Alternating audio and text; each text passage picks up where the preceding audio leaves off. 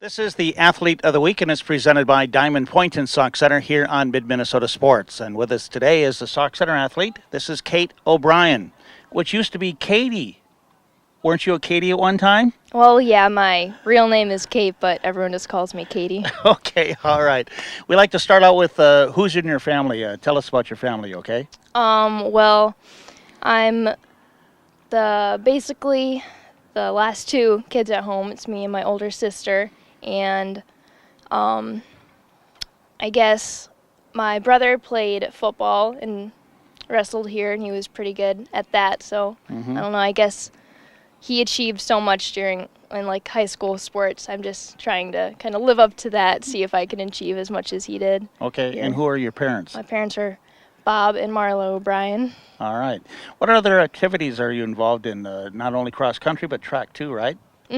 Yeah, I run track and field, mostly just the 100 or the mile and 2 mile. Okay. Yeah. Other things that you're involved in school? No, just All track right. and cross country. And you're a junior, right? I am. Okay.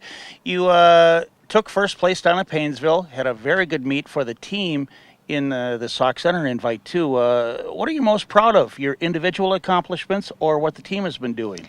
Well, the beginning of the season, I wasn't getting very good times at all. I was getting under 21 sometimes, but at Paynesville and at the home meet, I improved by time a lot, so I'm happy about that. But I really am impressed with our team because we have so much potential, especially with, we have so many girl runners, especially that are really improving last year compared to this year. And I'm really impressed with that, I think. Of course, as you talk about your times, how do you compare times, though? Because all these courses are so different, right? Yeah, they are. But, once you're in cross country for a few years, you get to know the courses more, so you kind of change your pace, I guess. You know what to expect in the courses you're running in. As you prepare yourself for a race in one of these meets, how does it change for you? Say, the first time you're down at Morris, it's hot, it's humid, it's a hilly course, as compared to, say, Sauk Center. It was pretty cool out that day. Do things change as far as the weather and the courses? How do you take care of that? Well, if it's warm, obviously just making sure you're staying hydrated, and if it's cold, just keeping warm clothes on, making sure your muscles aren't stiff at all. And I don't know, just kind of. I hear the coaches and the runners talk about pacing. How did that change from the Morris meet to, say, Sauk Center after you've had about 5 or 6 races? Well, it changed a lot. Morris, I kind of, just going into the season, I forgot my pace almost. So I was kind of just running, and I really didn't think about it. I was trying to just get through the race. But at the home meet, especially, I'm finally figuring out, just to open up my stride and to, count my steps, try to get an even pace and hold that through the entire race, which I didn't do in Morris. So do you have to keep that in your own head then, that you're just doing your own racing and not looking ahead to try to keep up with, say, that girl that ran at Sauk Center? Yeah. She's very fast. Do you try to keep up with her then? I do. I always try and keep her in my sights and kind of base my counting off of that. Okay, this is how fast I need to be going to be keeping up with her. But I don't know. I guess that comes with experience too. You're a little more experienced runner, as you say, with your teammates who have less experience, let's say. How are they learning, or do you see the improvement, and how do you see the improvement? I think, I don't know, I guess the person, different people learn it different ways. Can you give us a little insight on your training regimen and what you do, say, during the course of the summer? Give us an inside look as to how you train for the season coming up. Well, I probably didn't train as much as I should have this past summer, but I did about maybe 5 times a week. I would go to the weight room and do strength and conditioning stuff, and then go on runs, maybe, I don't know how many miles a week, but usually more than 6 miles every once in a while during the week. It's got to be a situation, though, too, to where you get up or you have to work out and you're going to run 5-6 miles, and you say to yourself, I don't feel like doing this today. Yeah. How do you motivate yourself then? I don't know. You kind of just, from experience, I always feel better after I go for a run. So I just have to get in my mind just saying, Kate, you'll feel a lot better once this is over with. So you just have to do it.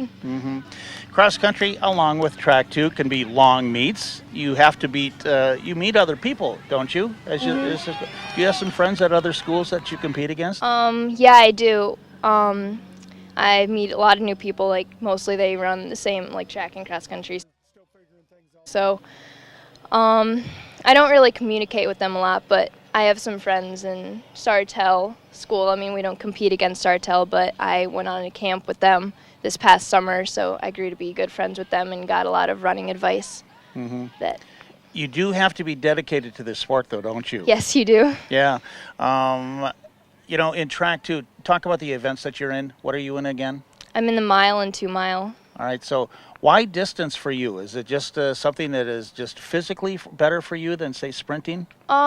Yeah, and in junior high, I was just running sprinting, and I don't know, I wasn't good at it, and I just was really slow. I always came in last, and I was just bound and determined, to get good at sprinting. But my dad always told me, Kate, you look like a distance runner, and my coach Gerhardt, she always told me I look like a distance runner. So one year I was like, you know what, my friend just told me I should go out for cross country, so I tried it, and I turned out I'm a lot better at that than sprinting, so I just kind of went from there. Back to your training too, how important for you is it to stay in good form and things like that, and how hard do you work at that? It's important to keep a good form. Just it conserves a lot of energy versus letting your arms loose, or letting your arms or legs do whatever they want. It pays off. And I guess in my 10th, last year especially, I improved a lot of my form. And previous coach, Mrs. Gerhardt, she made sure that all my team members practice that 2 times a week, even running down the 100 and just watching our form and seeing where we can improve, because it helps. And also, how important is it to, in essence, how should I say it, keep your size? Because I see some of these other runners, like that girl that ran at Sauk Center. She weighs about, 85 pounds? Maybe.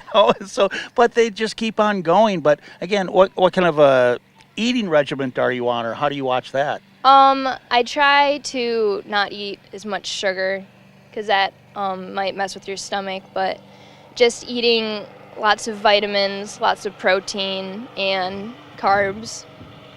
Do you find that hard to do and, say, compare to yourself to your classmates and things like that, or when you go out, is that hard to do? Not really. I don't know, it just becomes a personal decision, just looking at food, thinking, do I need this? Is this going to benefit my body? I don't know. All right. I'll try to take some of your advice.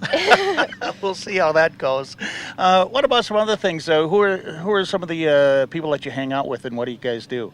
Well, I mostly just hang out with my cross-country friends, and we have sleepovers and bonfires and a bunch of stuff, and that helps us, especially as a girl team, to get a little closer, and that helps us as an entire meet, whether it's cross country or track, to just improve and to push each other. And I hang out a lot with my friends at church, and sometimes my cross country friends and my track friends. We all get together and have bonfires mainly. Right. But well, real it's good. fun. What about we should touch on with school? What do you like about school? What kind of subjects? I don't know. I guess school is hard to find a subject that I like, but I like history, learning about different things that happened, and do you do okay in school? Yes, I think I do. All right, well, real good. Again, I like to touch too with athletes on just why you go out for the sport, and try to encourage some younger athletes too, because again, there's other sports going on, and you want girls and boys to come out for cross country and track. And what would you say to some of the younger athletes and encourage them to come out? Well, for cross country, it definitely is a sport that you can take with you for the rest of your life, and it really helps you to have to grow a mindset, like to stay focused, and I don't know, it just makes you more determined, and I don't know, it's a good sport to be in. Because you can run the rest of your life, Yeah, right? you can. And will you continue to do that? Yeah, I'm going to try to. All right, real good. And congratulations on the first place, and good luck the rest of the way, okay? Thank you. All right, thank you for being with us. All right, that is Kate O'Brien. She is the Athlete of the Week, and it's presented by Diamond Point in Sauk Centre here on Midminnesota Sports.